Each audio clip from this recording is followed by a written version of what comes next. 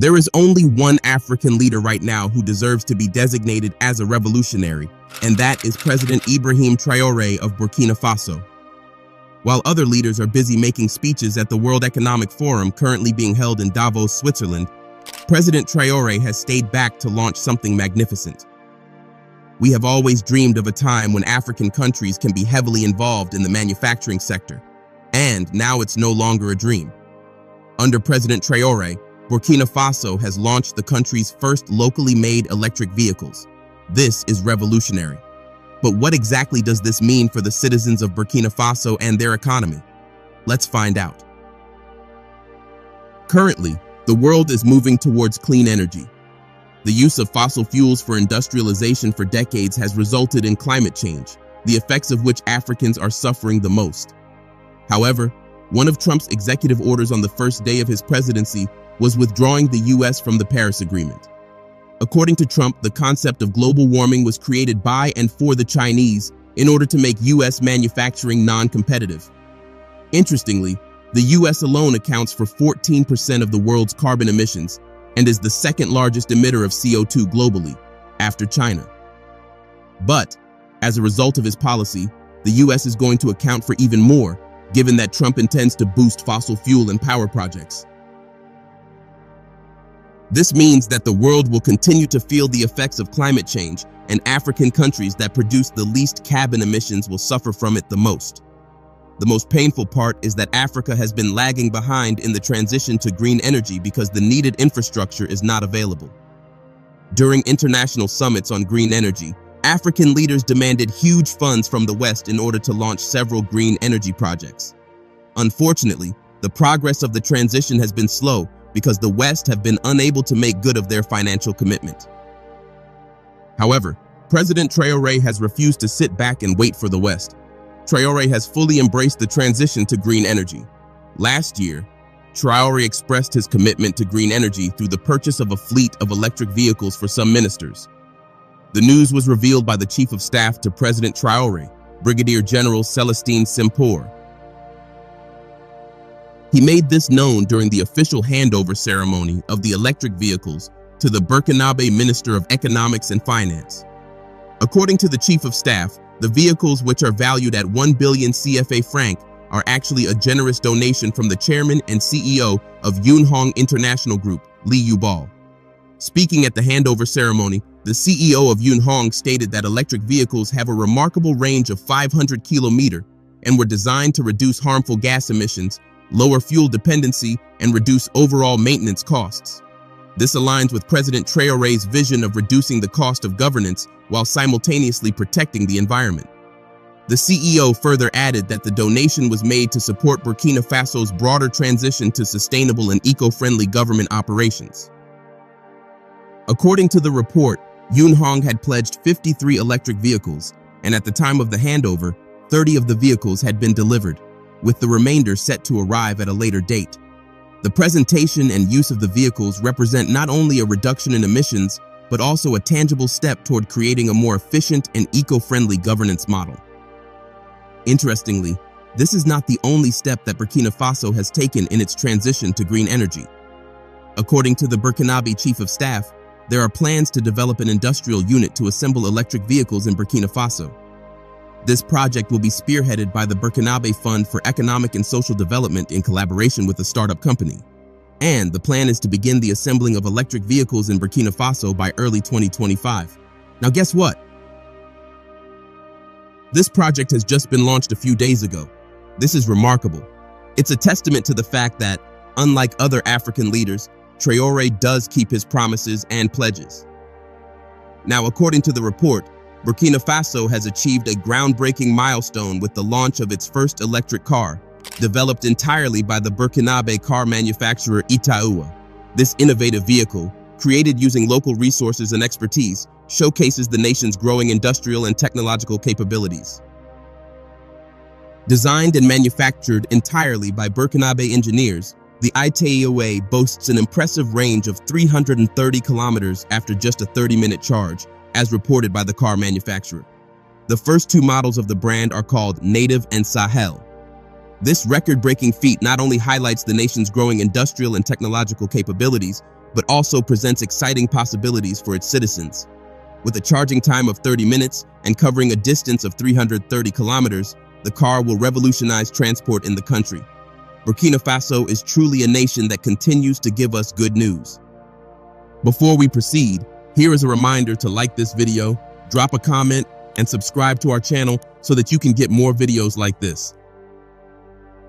ITAWA's latest electric car is a testament to the determination and innovative spirit of Burkinabe engineers, designers, and workers. For decades, Burkina Faso has been pursuing the dream of industrial independence, and this achievement is a giant step forward. Unlike most African nations that are excessively reliant on foreign cars, this electric car is made in-country, from local human and material resources. The most striking thing about the vehicle is its efficiency. It travels a staggering 330 kilometers using only 30 minutes of electricity. Not only does this make it an effective means of urban and rural transport, but also a contender on the global stage. As the world moves towards sustainable energy, ITAWA's invention places Burkina Faso firmly on the global stage as a force to be reckoned with in green technologies. The launch coincides with optimistic forecasts from industry analysts regarding the growth of Africa's electric vehicle market.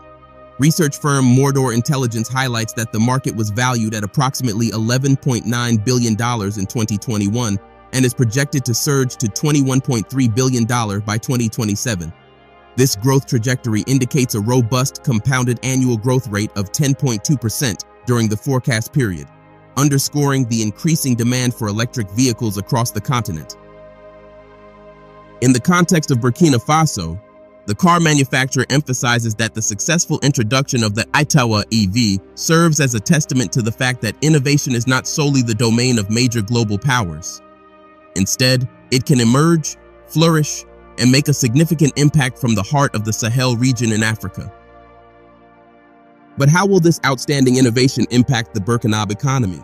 The newly produced Burkinabe electric vehicle brings with it numerous opportunities to the population of Burkina Faso. From the production to the sales, maintenance, and refilling stations, the impact of this technology will create thousands of jobs across the country. Career advancement will be opened up by skills in the auto industry, while others will benefit from support industries such as renewable energy and technology. Besides this, the development and successful launch of the vehicle will inspire the next generation of entrepreneurs and innovators. Burkinabe engineers and scientists, particularly the youth, now have a local success story to replicate, which proves that anything is attainable with vision and determination. ITAWA's electric car is more than just a vehicle. It's a statement of Burkina Faso's commitment to sustainability. By popularizing electric cars, the nation is taking a giant step in reducing its carbon footprint. In a world that is rapidly becoming susceptible to climate change, this innovation is a model to other nations, particularly in Africa, to adopt green technologies. There cannot be disregarded the economic repercussions of such success. By reducing the reliance on foreign cars and petroleum, Burkina Faso will be saving large volumes of foreign exchange. Also, once the car gains more popularity, it can be a valuable export item, boosting the nation's economy and making a mark in the world's trade. With the launch of the vehicle, there is no doubt that Burkina Faso is adequately poised to dictate its destiny. With projects as ambitious as ITAWA's electric car, Burkina Faso is not just redefining its future, but also inspiring other countries to believe in innovation and self-sufficiency. Burkina Faso's own homegrown electric car is living proof of what vision, determination, and solidarity can accomplish. ITAWA's innovation is not merely a technological feat, but a beacon of hope and progress for the nation as a whole. With opportunities on the rise and sustainability taking center stage, Burkina Faso's future has never looked brighter. Indeed, Traoré is doing a great job. Under his leadership, Burkina Faso has put a tomato processing plant up and running. It was recently reported that President Traoré opened the first locally funded tomato processing plant in Burkina Faso. One of the central visions of Traoré's administration is the transformation of Burkina Faso's agriculture sector, which reportedly employs 80 to 90% of Burkina Faso's population. This means that agriculture is the foundation of Burkina Faso's economy, accounting for about 30–40% of GDP. However, Traoré recognized that Burkina Faso, like other African countries, has an underdeveloped agricultural sector. Specifically, Burkina Faso produced 290,000 tons of tomatoes in 2021, much of which was sold at exorbitant prices, and even more was wasted due to a lack of storage facilities. Meanwhile, Burkina Faso had to spend huge amounts of money to import tomato paste from Europe. For President Traoré, the fact that Burkina Faso produces large amounts of tomatoes but still imports tomato paste was a disaster. So he decided to do something about it. President Traoré decided to build an $8.1 million tomato processing plant. The tomato processing plant in Bobo Dioulasso is a key step towards promoting food security and economic sustainability in Burkina Faso. According to the Burkina Faso press agency, the plant was built in just 462 days at a cost of 7.5 billion CFA francs. But here's where it gets interesting. Usually, in projects like this, we hear of Western countries and financial institutions such as the World Bank, IMF, and the European Union, or Western companies funding parts of the project. However, in this case, the funding was entirely shareholder-driven and provided by Burkina Faso. This is the first time that a factory will be built in Burkina Faso without soliciting external funding. The state-of-the-art facility will reportedly be able to process 100 tons of tomatoes per day and produce 800 kilograms of finished product per hour. The factory could create 187 direct jobs and 10,000 indirect jobs within the first 5 years of operation, generating average annual sales of 8 billion CFA francs. This was announced by Karim Traoré, Secretary General of the Populaire des Conseils d'études économiques, APEC. At the opening ceremony, President Traoré praised the initiative and the overwhelming support of the Burkinabe people for the project. Today is a great day. I thank all of you who understood our mission and joined us in large numbers, and I invite those who were skeptical to join the movement, he said. Traoré further stressed the importance of endogenous development, which means relying on local resources and efforts to drive growth. According to Traoré, we can only develop ourselves. He also called on the factory workers to set an example for others and inspire them to get more involved in APEC projects. Interestingly, the tomato factory is just one of many projects launched by APEC, which was established by President Traoré in February 2023 with the aim of leveraging regional resources for national development. And since then, it has achieved remarkable results. At the tomato factory's opening, President Traoré announced that a similar factory will open in Yaku in the north in the coming months. Similar factories are planned to open in Burkina Faso's East Central region.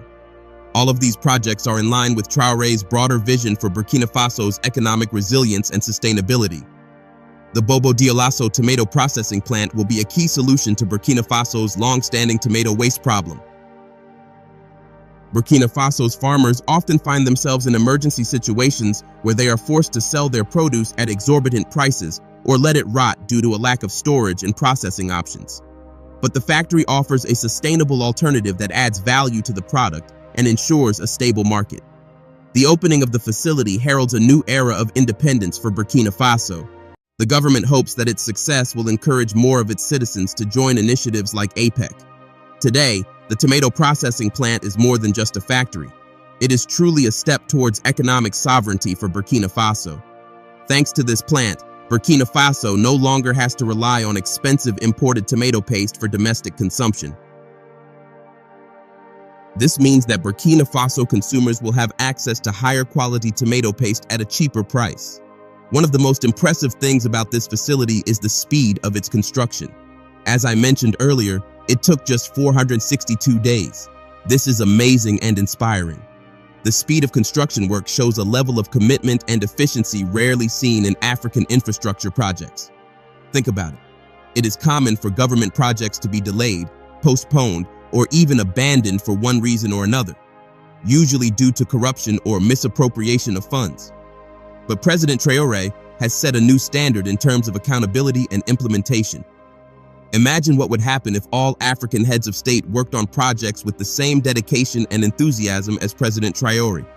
Without a doubt, Africa's infrastructure would not be as good as it is today. Burkina Faso's tomato plant is a testament to what African leaders can achieve in a very short period of time. When the project was half complete, Burkina Faso's chief of staff inspected the construction site. The chief of staff said he was impressed with the technical execution and progress of the construction work. He noted that equipment had already been ordered and was scheduled for delivery within the next few weeks. The tomato plant was clearly not yet another abandoned project. But what is even more interesting about this project is the support of the Burkina Faso people. The project was reportedly funded entirely through donations from the people of Burkina Faso. That's amazing. How many African countries have you heard of where the public supports projects? That's exactly what's happening in Burkina Faso. In addition to the financial support of the people of Burkina Faso, the project is also supported by Safaricom, a local Burkina Faso company that has opened kiosks selling tomatoes in several parts of Burkina Faso. These kiosks help tomato farmers sell their produce directly to the factory, solving a major problem of waste caused by a lack of storage facilities. With Safaricom, local farmers have a guaranteed buyer, and the factory provides them with a steady source of income. The company is currently opening buying counters as a trial, and feedback from farmers has been consistently positive. Farmers say this not only ensures a constant buyer, but also contributes to the development of the tomato industry. Traore's tomato factory is part of his larger vision for Burkina Faso and the entire Sahel region. His vision is focused on building an independent and self-reliant economy that is not dependent on former colonial powers or Western countries. However, tomato plants will spread beyond Burkina Faso and beyond the country's borders to facilitate regional trade with neighboring countries such as Niger and Mali. Tomato cultivation is an important agricultural activity in West Africa. Countries such as Nigeria, Ghana, and Burkina Faso produce significant amounts of tomatoes annually. In 2021, Burkina Faso produced 290,000 tons of tomatoes, while Nigeria, the largest tomato producer in West Africa, produced 1.8 million tons. However, despite this abundance, West Africa remains heavily dependent on imported canned tomatoes, especially from Italy and Europe. This is due to a lack of processing facilities, inadequate storage facilities, and lack of investment in the agro industry.